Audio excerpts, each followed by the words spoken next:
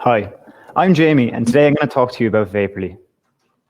I've been working on Vaporly with a fantastic team.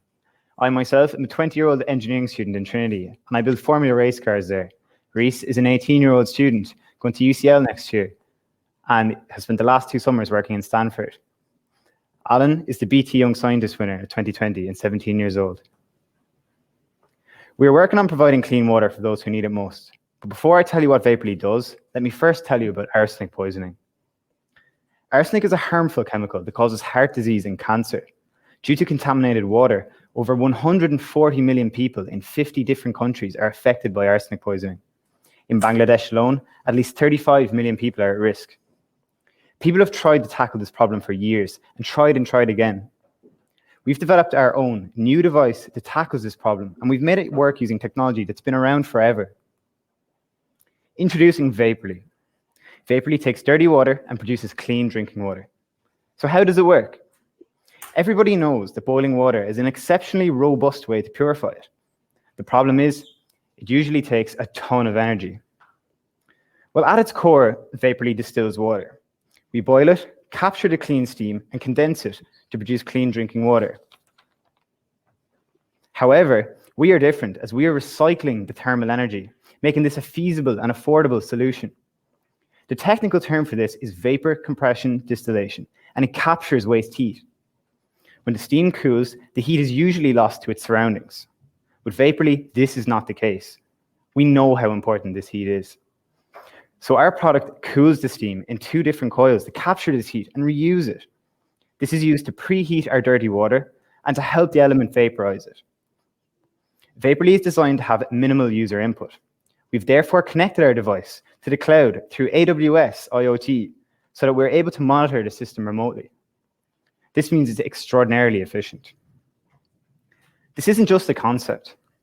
Over the past 6 weeks at Patch, we've designed, built, and tested our first prototype. We've designed this ourselves with help from mentors in Trinity College, Dave McCauley and Professor Sarah McCormack. We've had help from electrical and mechanical engineers and a hardware grant from Patch that kept us moving quickly. And here it is working. What you can see above me is our prototype producing steam. That's clean water. That steam will condense into purified water, and the heat will be reused. To monitor the system remotely, we've built an analytics dashboard. We have sensors embedded in the device to constantly report water quality and keep a close eye on the device's performance. We've also been advised by numerous water relief NGOs, such as Initiative O and wellsconstructed.org, who are incredibly thankful for their advice. So that's what we've done over the past 6 weeks. We've conceived and designed a complete prototype, assembled and tested it. But what's next? Well, we need to build more of these. We need to test them, and we need to improve them. We're trying to run an in-field pilot in the summer of 2021. To reach this goal, we need research funding. We're going to apply to grant programs to fund this and make it a reality in the field. We're looking for help from people who know how we should go about getting this funding, whether it come from Bill Gates or just a small research grant. We are Vaporly, and we believe that everybody deserves clean water. I'll now be taking any questions. Fantastic. Well done, Jimmy. Thank you. We have our three more. I think Alan and Reese. Is Alan joining us? I'm not sure how the internet connection is holding up. Well, we see how the internet connection is in rural court. But Mark, do you want to move ahead? Yeah. So first of all, let's say congrats on a very, very nice and clear presentation, and also another tremendously ambitious project for 6 weeks. I mean, that's incredible progress. As I know very well, doing anything with hardware is hard and long. So that's to get to a prototype in that time is amazing. I guess my first question is, you said you were talking to some NGOs and some people who would have field experience. Were there any design changes, kind of like issues that you identified on the back of that are kind of maybe in your mind now that might be different to the start of the project? Yeah, definitely. We learned a lot from the NGOs. One of the things we had to consider was ultimately the power supply. So when you're working in remote areas that suffer from water pollution, typically they don't have great infrastructure on a whole. So we have 2 ideas now for our supply. We learned that in a lot of these places, they use diesel generators and to power things instead of using a mains. And we're also thinking about doing a low power version that runs off an open flame, like you've seen in the demo before. That wouldn't need power source for a heating element, with the remote monitoring system running off a 3-year battery. Okay.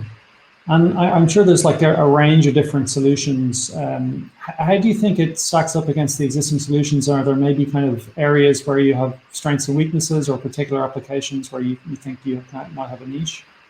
Yeah, I can take it. Go on, Alan. Go on, take it away. So currently the leading solution is reverse osmosis, so forcing water through a membrane. This is highly inefficient though, as it takes 20 liters of dirty water to create 1 liter of clean water. So this is the leading way currently to remove arsenic from water. So we believe our device will be highly more efficient. Okay. And have you're talking about the field pilot. Have you got a kind of maybe roadmap in mind for what you want to do to get there? Is it mostly about refining the device? Is it about kind of what's next, basically? So for us, what's next is going to be extensive research and testing. It's great to develop something in a lab, but at the end of the day, you can't continue to build in a vacuum because it essentially won't work in the field. So we want to run it through more long-term testing, destructive testing, and see how it's going to last in the field. And then once we know that it has a chance of standing out there, we want to deploy a box and make sure that it works. Okay, great. That sounds good. I think that's all my questions, but it's very impressive. Thank you. Fantastic. Hey, well, thanks, Mark. Thanks, Jamie. Thanks, Alan, and Reese as well, team member.